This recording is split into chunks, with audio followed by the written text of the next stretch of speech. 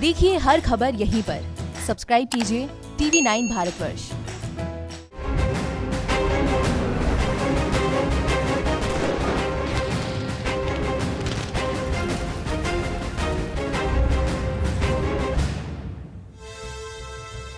नमस्कार, आपके साथ मैं हूं सुमेरा खान।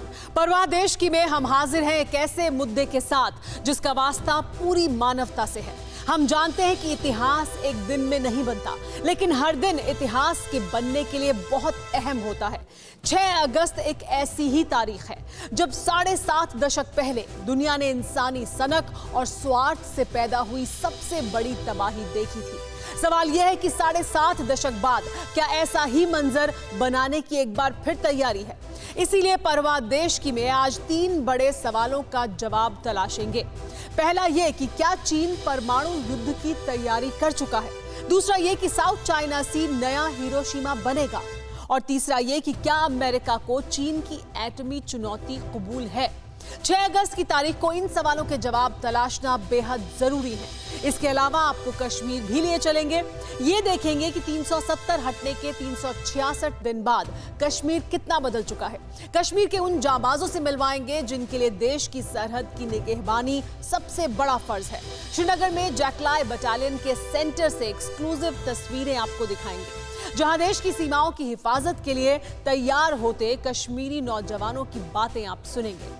370 हटने के बाद कश्मीर कितना बदला है, कश्मीरी क्या सोचते हैं, आपको दिखाएंगे कि 370 का कांटा हटने के बाद कैसे घाटी के हर कोने से रोशन मुस्तकबिल का सवेरे का आगाज हो रहा है। लेकिन सबसे पहले आपको चीन की सबसे बड़ी और नई साजिश दिखाते हैं। साउथ चाइना सी की तस्वीरें देखिए, जहां एक बार फिर चीन ने बारूद बरसाया है, एटमी मिसाइल उड़ाई है। क्या वाकई चीन परमाणु हमले की तैयारी कर रहा है? ये एक्सक्लूसिव रिपोर्ट देखिए।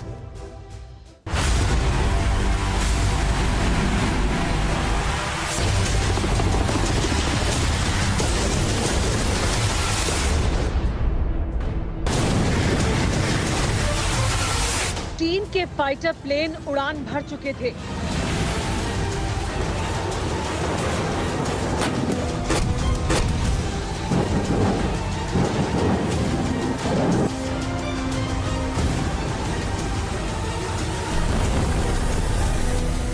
जिनका टारगेट था समंदर में अमेरिका का जंगी जहाज।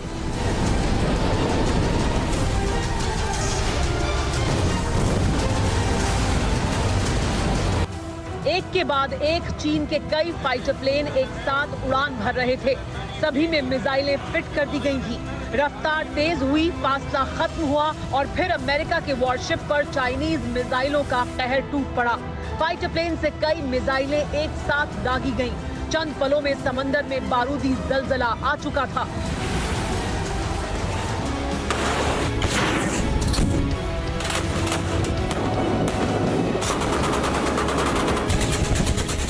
ये युद्ध है, युद्ध ही तो है, और अगर नहीं है तो तय है, क्योंकि चीन तय कर चुका है कि अमेरिका चाहे लाखों फौज तैनात कर दे, अमेरिका के जंगी जहाज भले ही चीन की चौखट तक माप लें, भले ही बारूद के बीजिंग की सूरत बदल जाए, लेकिन शंघाई के सियारों की सीरत नहीं बदलेगी।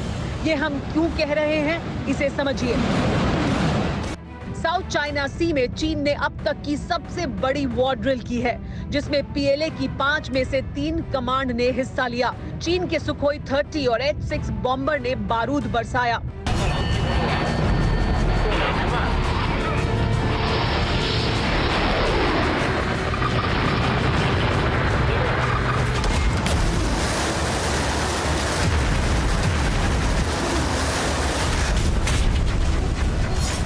सुखोई 30 फाइटर जेट ने करीब 10 घंटे तक हवा में रहकर नया रिकॉर्ड बनाया है। इस दौरान विमानों में हवा में ही फ्यूल भरा गया। किसी चीनी फाइटर जेट के एक बार में उड़ान का ये अपने आप में रिकॉर्ड है। ये दावा जिनपिंग के भोंपू अखबार ग्लोबल टाइम्स का है।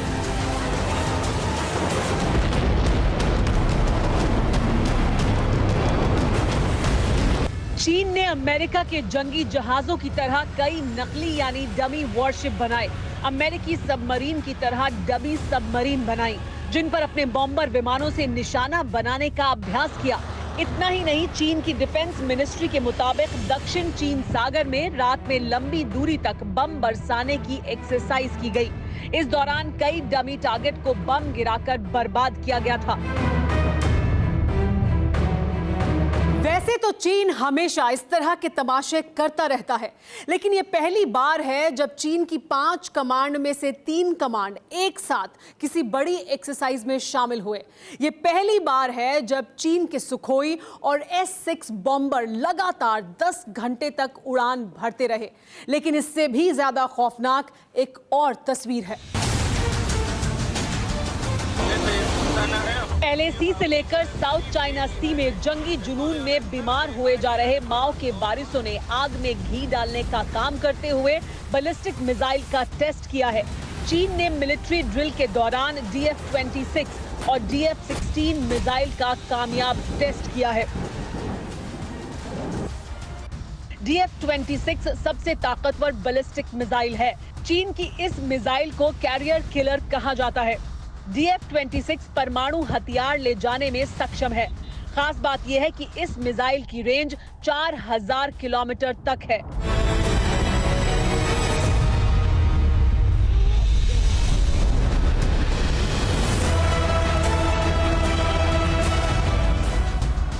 यानी चीन की DF-26 की जद में हमारे पूरे देश समेत प्रशांत महासागर में अमेरिका के सबसे बड़े ग्वाम नेवल बेस भी शामिल हैं। चीनी सेना में इस मिसाइल को 2016 में शामिल किया गया था। ये मिसाइल 1200 से 1800 किलोग्राम तक का न्यूक्लियर वॉरहेड ले जा सकती है। सवाल ये है कि क्या चीन एटमी जंग की तैयारी कर रहा है? क्या चीन जंग के हालात में एटमी हथियारों का इस्तेमाल कर सकता है? यूं तो चीन की हमारे देश की तरह ही पहले परमाणु हथियार इस्तेमाल न करने की नीति है। यानी चीन जंग के हालात में पहले परमाणु हमला नहीं करेगा। लेकिन मौजूदा हालात और जिनपिंग की जंगी सनक में इससे इनकार भी नहीं किया जा सकता है।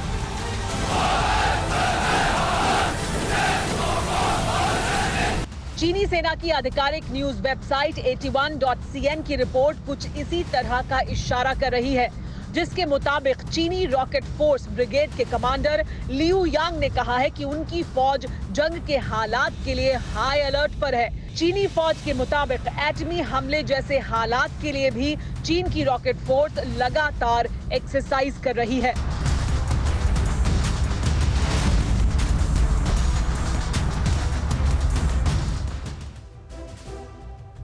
कहा जाता है कि इतिहास सबसे बड़ा शिक्षक होता है। तारीख से मिला तजुर्बा हमें आगे बढ़ने और गलतियों को सुधारने का सबक देता है। दुनिया का इतिहास रक्त रंजित युद्धों से भरा पड़ा है, जिनमें लाखों करोड़ों बेगुनाह लोगों को जान गंवानी पड़ी है।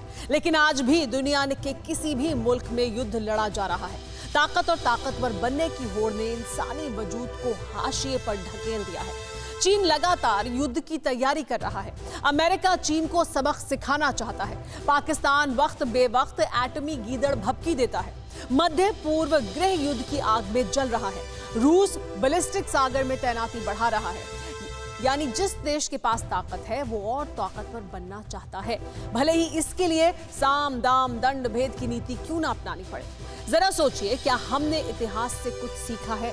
शायद नहीं, क्योंकि अगर ऐसा सीखा होता तो चीन की साजिशों की वजह से 7.5 दशक बाद दुनिया सबसे बड़ी परमाणु तबाही के मुहाने पर खड़ी नहीं होती। सवाल यह है कि चीन क्या चाहता है?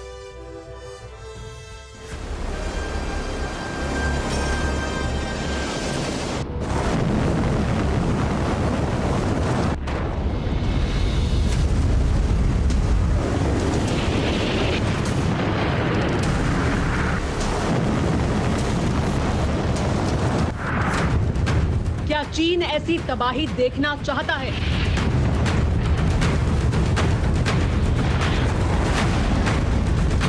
क्या अमेरिका और चीन की अदावत दुनिया को एक और तबाही का मंजर दिखाने वाली है? 75 साल बाद क्या मानवता सबसे बड़ी बर्बादी के मुहाने पर खड़ी हो चुकी है?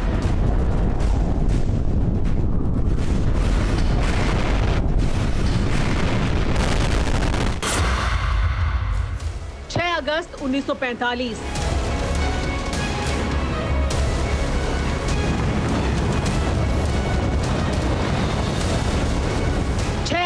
की ही तारीख थी ना वो, जब दुनिया ने पहली बार इंसान की बनाई तबाही का तमाशा देखा था। 6 अगस्त की वो सुबह भी फलक पर सूरज की रोशनी का उजाला लेकर आई थी, लेकिन इंसान के स्वार्थ और सनक ने इसे इतिहास का सबसे काला दिन बना दिया।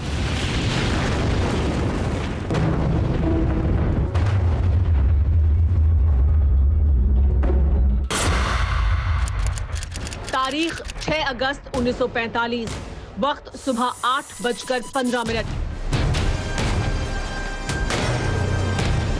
यही वक्त था जब लिटिल बॉय नाम का परमाणु बम हिरोशिमा के ऊपर गिरना शुरू हुआ, जिसे नीचे आने में पूरे 43 सेकंड लगे।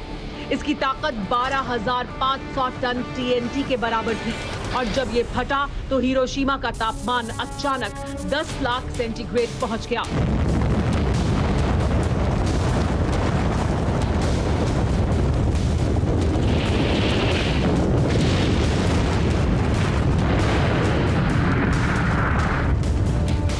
कंक्रीट इमारतों को छोड़कर धरती के ऊपर मौजूद हर चीज गायब हो गई। इंसानी जिस्म भाप बनकर उड़ गए। 2.5 लाख से ज्यादा लोग मौत के आगोश में समा गए और जो बच गए उनके पास सिसकियों के बीच एक एक सांस उधार लेकर जीने के अलावा और कोई चारा नहीं बचा था। 1945 का लिटिल बॉय अब खूंखार और खौफनाक जवान बन चुका है। तो फिर क्यों दुनिया को दहलाने की बड़ी साजिश की जा रही है? क्या 1945 में जो हिरोशिमा में हुआ वो अब 2020 में साउथ चाइना सी में होगा?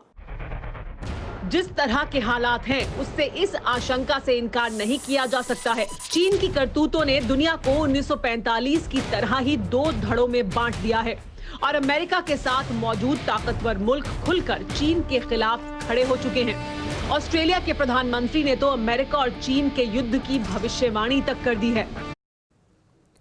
साउथ चाइना सी में अमेरिका और ऑस्ट्रेलिया की तैयारियों से चीन के होश ठिकाने आने लगे हैं। इसीलिए चीन के विदेश मंत्री की जुबान से अब बातचीत के बहाने निकलने लगे हैं। वैसे क्या चीन बातचीत से मानने वाला है? बिल्कुल नहीं। ऐसा होता तो दुनिया युद्ध की दहलीज पर खड़ी नहीं होती। ऐसा होता तो LAC पर जिनपिंग के जल्लादों की साजिशों का अंत कब का हो चुका होता। खैर, अब आपको कश्मीर लिए चलते हैं। देश के उन शूरवीरों से मिलवाते हैं जिनके जिम्मे चीन और पाकिस्तान की हर साजिश को नाकाम करने का जिम्मा है। ये एक्सक्लूसिव रिपोर्ट देखिए, जानिए कि 370 के 365 दिन बाद कश्मीर कितना बदल चुका है। सुनी कही बातें नहीं, सीधे कश्मीर और कश्मीरियों से सुनिए।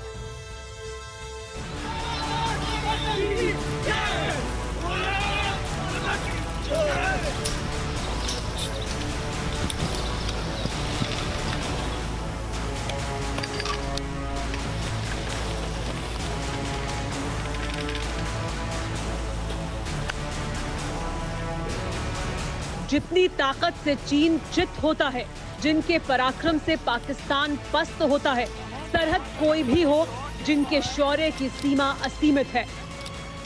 बलिदानम वीर लक्षणम, यानी बलिदान ही किसी वीर की सबसे बड़ी खासियत है या उसकी पहचान करने का सबसे बड़ा तरीका।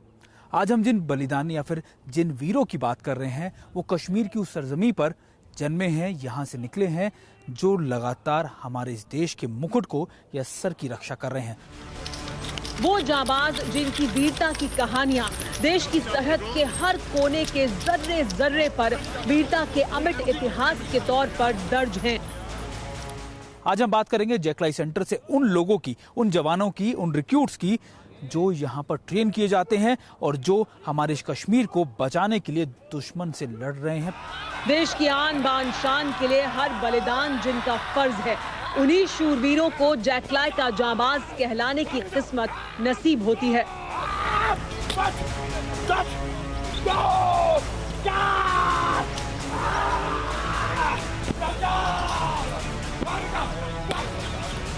आज हम उन सभी की बात करेंगे और मैं आपको दिखाऊंगा आज क्या खासियत है जैकलाई सेंटर की और क्यों जब भी पाकिस्तान कश्मीर पर नजर डालने की कोशिश करता है तो हमारे ये नौजवान उनको कड़ी टक्कर देते हैं। ना सिर्फ पाकिस्तानी आर्मी को बल्कि उन आतंकी संगठनों को भी जो यहाँ पर अपने पैर पसारने के लिए लगे रहते हैं।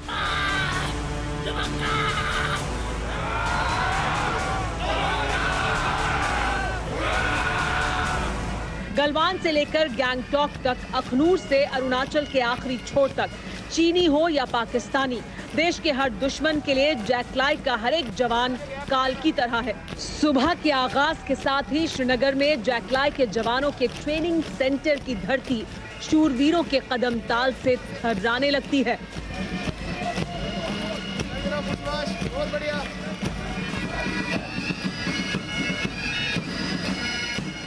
60 से 70 सालों से इस जगह ने देश की सुरक्षा के लिए अपने नाम इतिहास में जोड़े हुए हैं। आप किसी भी बड़े ऑपरेशन में जाइए, जैकलाई वहां पर जरूर मौजूद होगी। और ये हजारों की संख्या में मौजूद कश्मीरी युवा हमारे देश की सुरक्षा के लिए वहां पर हमेशा रहते हैं, उसकी सुरक्षा के लिए अपनी जान तक निछावर करते हैं। आज हम ऐसे युवाओं से बात कर रहे हैं, जान रहे हैं कि आखिरकार क्या है उनका सपना, क्या चाहते हैं वो कश्मीर में। जैकलाई का पूरा नाम Jammu Kashmir light infantry battalion है। जैसा कि नाम से ही जाहिर है, इस बटालियन में भर्ती होने वाले ज्यादातर जवान जम्मू कश्मीर से होते हैं। पिछले कुछ वक्त के दौरान घाटी की फिजा पूरी तरह बदल चुकी है। यही वजह है कि हर साल जैकलाई में हजारों कश्मीरी नौजवान भर्ती हो रहे हैं। कश्मीर से 370 का कांटा निकल जाने के बाद से फौज में भर्ती होने का जोश और बढ़ा है।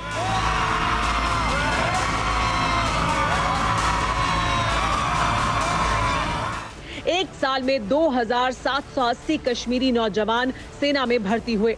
ये भर्तियां 5 अगस्त 2019 से 5 अगस्त 2020 तक हुई। सेना में भर्ती होने वालों में 700 जवान महराज घाटी से हैं।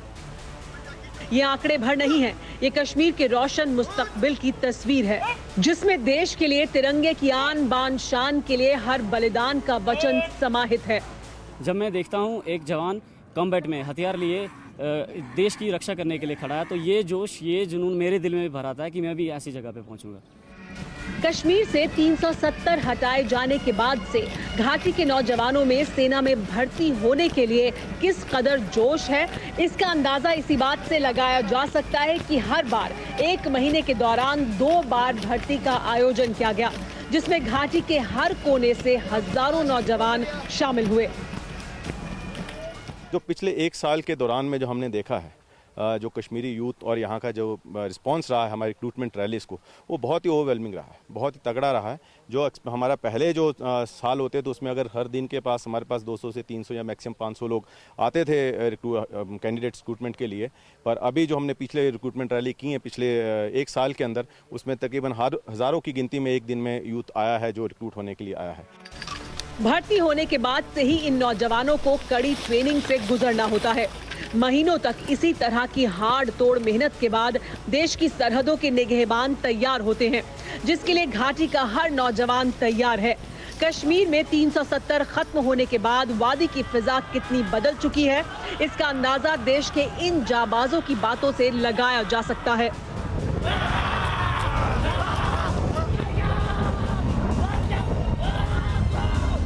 बौखलाए आतंकी लगातार न सिर्फ सीमा पार बल्कि सीमा के अंदर भी हमारे उन जवानों को टारगेट करते हैं जो अपने घर पर ईद मनाने या फिर अपने त्योहारों के लिए जाते हैं। और ऐसा हमने कई बार देखा कि किस तरीके से ईद पर गए जवानों को न सिर्फ उनके घर से किडनैप किया जाता है, उनके घर वालों पर अटैक किए जाते हैं, बल्कि वो जब अपनी ड्यूटी से बाहर निकल रहे होते हैं तो उनको मारने की कोशिश, उन पर अटैक किए जाते हैं। हमारे साथ आज कई ऐसे जवान हैं जो लगातार इन इलाकों से हैं। आप कहाँ से हैं आरिफ? Recruit Mohammad Arif, district Poonch. आरिफ पुंछ से हैं। और मैं आपको ये बता दूं, कौन से गांव से हैं आप? डिस्ट्रिक्ट देहरादून। ये वही गांव है जो औरंगजेब का गांव था। औरंगजेब वही जवान थे हमारे जिसको किडनैप किया कर लिया गया था आतंकियों के द्वारा और उसके बाद उनको शहादत दे दी गई। और आरिफ आपका क्या सपना है? तो मेरा सपना है कि जैसे फौज में हमारे गांव के और राइफलमैन औरंगजेब, उन्होंने फौज में बहुत ही अच्छा काम करके उन्होंने बहुत ही नाम कमाया है। हमारा भी सपना है कि हम भी फौज में बहुत अच्छे काम करें और हमारे भी फौज में कुछ ना कुछ नाम बना के जाएं। और जब औरंगजेब के बारे में सुना तब मन आया आर्मी में जाने का या उससे पहले ही था? उससे पहले ही हमारे दिल में एक, हमारे गांव में जितने भी, पूरा गांव में हर घर में 3-4 फौजी हैं और हमारे परंपरा ऐसे चलती आई है कि हमें भारतीय सेना में हिस्सा मिले फौज देश की सेवा करने की। क्या उम्र है आपकी आरिफ? 20 साल। 20 साल। ये पुंछ से आरिफ। और आपका नाम क्या है? रिक्रूट अमजद खान, उधमपुर से। आप उधमपुर से हैं? अमजद खान उधमपुर से हैं। और आपकी क्या उम्र है अमजद? सर 20 साल। 20। और घर में और कोई भी इंडियन आर्मी में है आपके? नहीं साहब, मेरे पापा सर आर्मी लोकेशन में दूध सप्लाई करते हैं सर। मैं जो छोटा था अपने पापा के साथ जाता वहाँ पे, और सर मैं आर्मी का रहन सहन और डिसिप्लिन देखकर सर मोटिवेट हुआ, और सर मैंने आर्मी की मेहनत की और आर्मी में सर आज ज्वाइन हो गया सर। और मैं अपने माँ बाप का सर सहारा बना साहब। और पाकिस्तान और चीन दोनों दुनिया के लिए नासूर हैं। दोनों की साजिशों से हर मुल्क परेशान है। खैर 6 अगस्त को जब बात एटम बम की चली है तो स्टेनिस्लाव पेट्रोव को याद करना भी जरूरी है, क्योंकि पेट्रोव न होते तो आज से करीब 4 दशक पहले शायद दुनिया ही खत्म हो गई होती। स्टेनिस्लाव पेट्रोव रूसी सेना के कर्नल थे। 26 सितंबर 1983 की तारीख थी जब पेट्रोव की ड्यूटी रूस के न्यूक्लियर अलार्म सेंटर में लगी। इसी दौरान रडार स्क्रीन पर गलती से अलार्म बजने लगा और चेतावनी जारी की गई कि अमेरिका ने रूस पर परमाणु मिसाइलें दाग दी हैं। मामला गंभीर था, लेकिन पेट्रोव ने होश खोने के बजाय सूझबूझ से काम लिया और खबर को अपने कमांड सेंटर तक साझा करने से मना कर दिया। बाद में पता चला कि अलार्म सिस्टम में गड़बड़ी की वजह से गलत वार्निंग मिल रही थी। सोचिए, अगर उस वक्त पेट्रोव सूझबूझ से काम नहीं लेते तो अमेरिका और रूस के बीच छिड़ने वाले परमाणु युद्ध के बाद दुनिया तबाह हो चुकी होती। यही वजह है कि पेट्रोव को man who saved the world के नाम से भी जाना जाता है। दुनिया को बचाने वाले पेट्रोव 2017 में इस दुनिया से चल बसे। पेट्रोव अब हमारे बीच नहीं है, लेकिन हिरोशिमा पर परमाणु बम गिरने वाली 6 अगस्त की तारीख हर साल आएगी। दुआ कीजिए कि दुनिया को 6 अगस्त 1945 वाली स्याह सुबह फिर ना देखनी पड़े। परवाह देश की में फिलहाल इतना ही। आपसे फिर मुलाकात होगी, तब तक अपना ख्याल रखिए। नमस्कार।